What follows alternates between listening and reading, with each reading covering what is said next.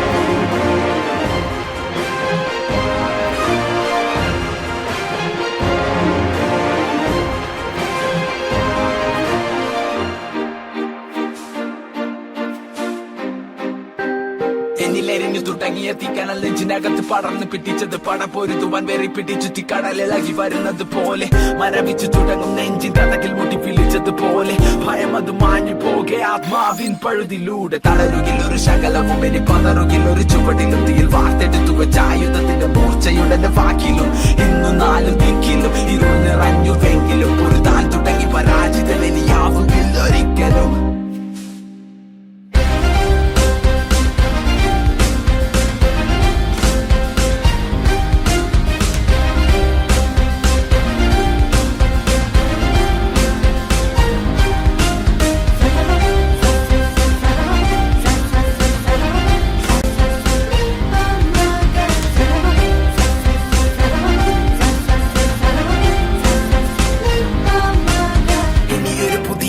ഇവിടെ വിധിയെ മറികടന്നു പതിയെ പോയ കാലം ചൂണ്ടെടുത്തത് ഞാൻ പിടിച്ചെടുക്കും അത് തിരികെ വഴങ്ങില മരിക്കും വരെ ഈ പതനത്തിൽ പടിവാതിലരികെ തിരിച്ചു ഞാൻ നടന്നു തുടങ്ങി ഇനി യാത്ര വിജയത്തിൻ പിറകെ. കണ്ണുനീരിനി വിരാമം കനവുകൾക്കിതെന്തു ഭാരമെങ്കിലും ഞാൻ സഞ്ചരിക്കും അതിർത്തിയല്ലി അന്ധകാരം നെഞ്ചിടിപ്പിന് ചുടലത്താളം പിടിവിടാതെ ചടുലഭാവം വെടിമരുന്നിന് തീ പിടിച്ചത് പോലെയുള്ളിലൊരു വികാരം.